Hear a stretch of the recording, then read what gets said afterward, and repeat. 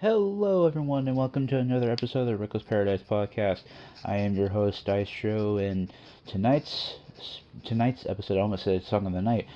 We're ending the episode early. We're ending the episode early. Tonight's episode is a debate hour episode. And this one is it's kind of like a controversial topic. Not controversial like the Benoit topic that we've done many years ago. But this one is a big four pay-per-view kind of thing. But we're only do two of them this year, or this time I should say. The wrestling pay-per-views or PLEs, if you want to call it that are in question are the Royal Rumble versus WrestleMania. So this one's gonna be kind of, I guess, not polarizing, but it's gonna be kind of a, I don't know. It's like it's gonna be kind of, I guess, interesting to see like which one would be preferred over the other. So as many of you know that, the Royal Rumble is always every January and all that stuff, but this year was in February, due to the Saturday Night's Main Event thing. And I thought it was kind of interesting that they did it in February this year. But it started out as like a TV special sort of thing. And then it kind of grew more as to a big four pay-per-view down the line. I know over the years, like the Rumble pay-per-views, sometimes like it's usually like four or five matches usually. But this year's was like four, just like really like just straight up four matches, and it was like two Rumbles and then two title matches. That was it. But now like some of the I guess Rumbles over the years have been kind of between like mid to good to great. Some of the winners have been kind of like not ones that you would expect, but like if it's like the crowd's like behind them and stuff like that, they'll really push them. Um, but it's usually like with like the Rumbles, it usually gets like I said, like four to five, maybe six matches. Sometimes depends on how many things are going on at that time. But then we have WrestleMania where it's like it's getting longer and longer and longer. Eventually it went to 2 nights, which is a good thing because it gets everybody on the card. Um, but it's like the Rumble itself is just it's kind of interesting because of the surprise entrance that happens every single year. Some of the great matches that's happened at Rumbles before. It could just be like a pay per view, WrestleMania quality main event, and it's just on a Royal Rumble pay per view. Like the ladder match between Cody and Kevin Owens at the Rumble this year. That could have been like a WrestleMania like pay per view match, and it was on a Rumble pay per view. Um, but like like Rumbles get shorter and shorter, while WrestleManias get longer and longer. Due to hour wise, because I remember was it 35 like a few years ago, like it went like 5 or 6 hours, and it's just like bro, like we don't want to stay here for 5 to 6 hours. Um, but Rumbles and Manias over the years have, like I said, like went through like a good to bad period sometimes. Rumbles have always like it's always been looking good to look forward to every year. Um, but it's like when you talk about manias and all that stuff, and manias in the years past, you think about like the Money in the Bank matches, the WrestleMania Taker Streak, the entrances and the gear for WrestleMania as well. Like shocking moments and returns and debuts in the Rumble and like with Edge, and you have Christian coming in one year. You have like Orton and all that stuff. And WrestleMania as a whole, it's usually it's like the grandest stage of them all. And it's always had some like good feud like feud starters, but also feud enders as well. which is good to see, I guess. Um, and plus, like, we've had like the end of careers at WrestleMania too, with like Ric Flair and Shawn Michaels and a few others that probably have happened over the years. But like like we've had like TLC matches at WrestleMania. We don't really get that at Royal Rumbles a lot. We usually get like like last man standing matches, but we usually get that at Royal Rumble, not WrestleMania. Sometimes it's like it's a pros and cons sort of thing between both shows, um, and it's actually kind of not frustrating, but it's kind of, I guess, in a way, kind of more acceptable for the Rumble because there's usually two Rumbles and there's a women's and a men's and all that stuff. And like many years ago, like women weren't really given a chance to showcase their talents and all that stuff. It's usually like 5 to 6 minutes of them. Okay, well, just go do your thing and come back, and all that stuff, and you got your payday. Like the longest like Mania match for women's title was like maybe 7, 8 minutes, and that was Trish and Mickey James, and that was on a Mania card. But then like over the years, like it's been like maybe just like 4 or 5 minutes because it's usually like they usually do like 8 women tags or 10 minute 10 women tags and shit. But then it's just like there's so many people on your roster that you need to get onto the card. So that's why they had like incorporated like at WrestleMania 21, you have the first ever Money in the Bank ladder match. You have six people from Raw. And then over the years, they added more and more and more. But then they just stopped doing it at the 2010 WrestleMania, which I wish they could bring the Money in the Banks back to WrestleMania because it gives everybody a payday. It gives everybody a chance to be on the card, and then like you have kickoff show and all that stuff, and you have the pre-show like I said with the kickoff show. But I just feel like sometimes the Royal Rumbles are kind of some Royal Rumbles are lackluster, but then some WrestleManias are lackluster as well. Um, but like when you think about WrestleMania as a whole, you think about the Taker streak. That's what you usually really think about.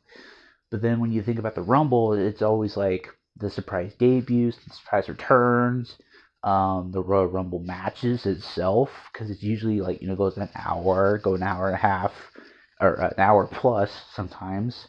And plus like there's so many, I guess, feuds that start from the Rumble that go into WrestleMania.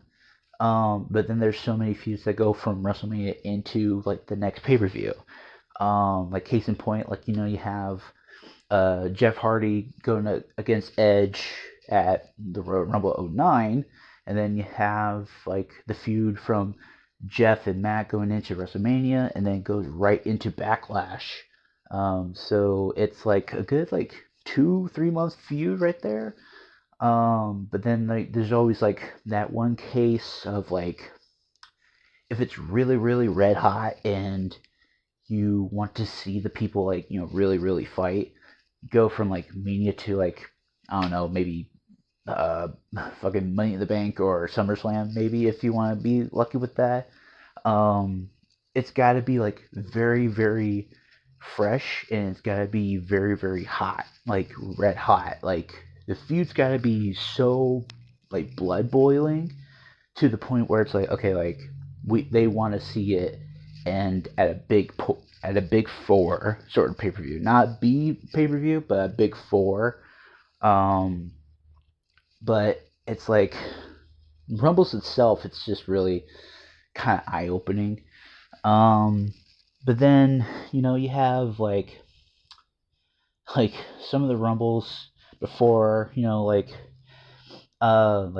have like 95, which is like a bad year. 96 is a bad year. 97's kind of a good year. 98 is a good year. 99 is like when it really peaks at its peak. Um But then there's like been like botches at WrestleMania or at Rumbles before, and at WrestleManias before, and all stuff. Sometimes not a lot of people get on the card for Rumbles and Manias as well. But yeah, I mean, like, it depends on what era it is too. Um, and I would say like a good Rumble that you should check out is the '02 Rumble and the '01 Rumble. Because '01 is like when Austin wins it for the third straight year. And like, spoilers. And it's like you have like the final two is Kane and Austin. Like that's a good final two. And that's like where Kane has the all-time elimination record, and then it gets broken by Roman Reigns like 14 years later. And he's had like a good Rumble performance and all that stuff. And like this is like, I guess like, I would say Cena like as like the main event or like opener or mid or the main event of every WrestleMania. Sometimes like he's like the guy for WrestleMania too. Um, I don't know if there's like, I don't know if there could be like a Reddit page out there, but it's like who would be the king of WrestleMania and all that stuff. I would put like Cena because like he would probably win, obviously, but it would just be kind of interesting. But like I know I'm kind of like rambling a little bit. Um, but I know this is kind of a short episode, and it's like I apologize for that. Um, but I would. This is gonna be a tough one, but I think my answer is gonna be WrestleMania because I when I think of WrestleMania, it just reminds me of like all the um batshit crazy matches that we've had in Manias before, and we've had like so many all-time classic matches like the two Taker and Shawn matches from 25 and 26. We've had the peak of the Yes movement at WrestleMania 30 in 2014. We've had like the all-time like curb stomp into an RKO moment at WrestleMania 31 the next year. We've had, like the end of Shane McMahon as a person, in 32.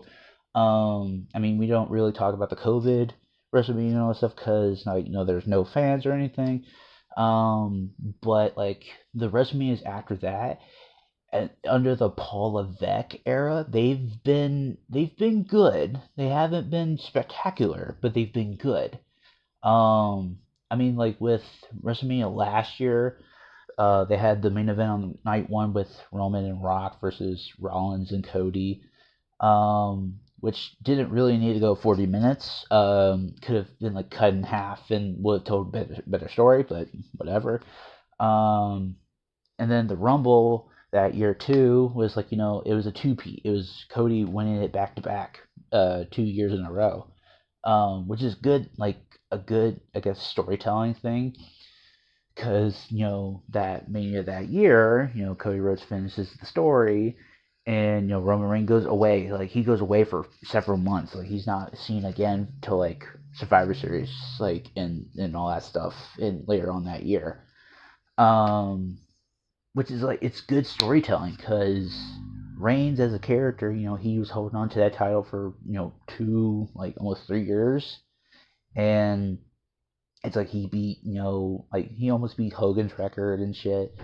Um, but I was kind of going towards Rumble. My co-host in crime, Marissa was talking about the Rumble and all that stuff, and she knows like how much a Rumble means to her. But I've always like the WrestleManias better. So I'm gonna go with WrestleMania. That's just my answer. You can disagree all you want, but WrestleManias as a whole, it's just because of the nostalgia value. It's also like it's just hopefully it's just not as long as shit every year. Plus, going to 2 nights is like it saves people like the time and energy to like just like oh my god, like it's been like 5.5 hours, like let's get it over with, and so many like bullshit like filler commercials and shit. And plus, there's a lot of WrestleMania matches that have been really really good as well. Like I said in the previous segment. But yeah, that's all the time I have for this episode. I know it's not really the best episode that I've done. Not every episode is gonna be the best. But you know what? It's all right. So with that being said, if you made it to the very end of this episode, we do really appreciate it. Please follow us on all social medias in the link in the description below, which will take you to our link tree, which has our Twitter, Instagram, Facebook, Reddit pages, our pod Reddit page.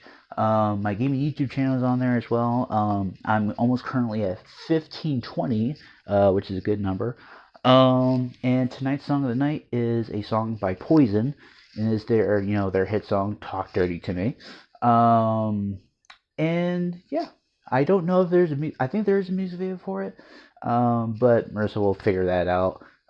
She always does, and I really do appreciate her for keeping this channel alive with me, and doing the all the behind the scenes stuff. If I could speak today, and yeah, like I really really appreciate it.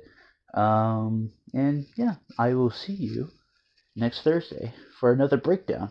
But I can't tell you yet. But you'll have to wait to find out. Stay loved, be loved.